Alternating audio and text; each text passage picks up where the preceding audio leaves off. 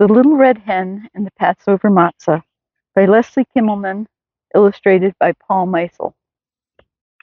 The greatest wisdom of all is kindness. Jewish proverb.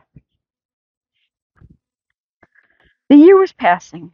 The little red hen could feel the change of seasons in the tips of her tail feathers. She could smell it in the barnyard air. She could see it on her calendar. Oi, gewalt! Exclaimed the little red hen, thinking ahead to spring. Before I know it, it will be time for Passover. I will need some matzah for my Seder dinner, and that begins with some grains of wheat.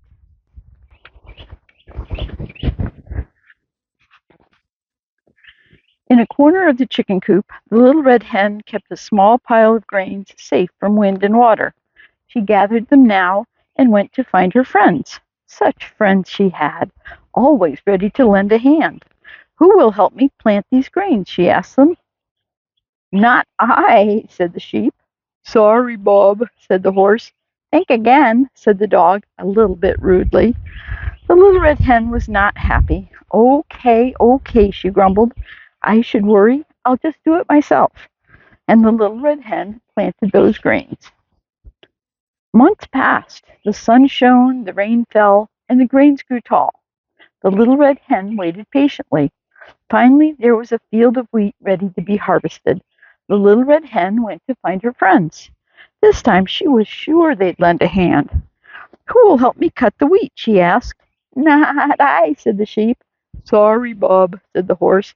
Think again, said the dog, a little bit rudely. We're your friends, not your servants. The little red hen was definitely not happy. Friends, schmens, she muttered. I'll just do it myself. And the little red hen cut the wheat. The wheat was ready for the mill. The little red hen gathered it together and went to find her friends. They won't disappoint me again, she told herself confidently. Who will help me carry this wheat to the mill? She asked them. Not I, said the sheep. Sorry, Bob, said the horse. Think again, said the dog, a little bit rudely. We're resting. The little red hen was really not happy this time. I should live so long, she kvetched, to see this bunch of lazy no-goodniks put in an honest day's work. I'll just do it myself. The little red hen took the wheat to a special Passover mill, where a miller ground it into flour. Then she schlepped that flour back home in a big, heavy sack, clucking to herself all the way. Before she knew it, it was spring, the morning of the first night of Passover. The little red hen had cleaned her house top to bottom. There wasn't a crumb of bread to be found anywhere. Time to make matzah, the little red hen announced to her friends. Who wants to help? Everyone deserves a second or fourth chance, she reminded herself. But what do you think the little red hen heard? Not I, said the sheep. Sorry, Bob, said the horse. Ha ha, laughed the dog, more than a little bit rudely. Think again. The little red hen was not happy. She was not surprised either. Okay, she said. So I should starve? I'll just make it myself. The little red hen washed up carefully. She put a big bowl on the kitchen table. Then she set her timer. According to Jewish law, Passover matzah had to be finished in just 18 minutes. The little red hen mixed the flour and water. Quickly. She kneaded it. Quickly. She rolled it out nice and flat. Quickly. She pricked it all over. Prickly. She put it into the oven to bake. Ding! The matzah was ready, just in time. Then the little red hen prepared the Seder feast. Boiled eggs, simmered soup, and mixed gefilte fish.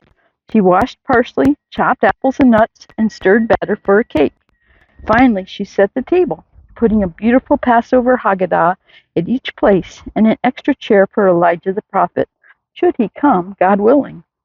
She finished with a covered plate of homemade matzah. The little red hen sat in a chair and waited. When the sun began to set in the evening sky, there was a knock at the door. Guess who was standing there? Bah! No! Woof! We're famished, they told the little red hen. What's for dinner? You've got to be kidding, scolded the little red hen. What chutzpah! You didn't help me plant the grains when I asked you. You didn't help me harvest the wheat, or carry it to the mill, or take it back home again. You didn't even help me bake the matzah. So tell me, why should I share my seder with the likes of you?" Sheep, horse, and dog couldn't think of a thing to say. The little red hen was right. They hadn't been very good friends. The three animals silently hung their heads in shame. The little red hen was quiet too. Now should I invite them to my seder? She thought. Then she remembered the words written in the Passover Haggadah. Let all who are hungry come and eat. She looked at her friends. They looked hungry. Besides, the little red hen was a good egg. A mensch. A mensch forgives. "And why are you just standing there?" she said finally. "Come on in." So together the friends celebrated the holiday. Together they noshed on tasty, crunchy matzah. And when the seder was over, after all the planting and harvesting, the schlepping and the cleaning, the baking and the feasting, just who do you think had to wash all those dishes? "Not I," said the little red hen.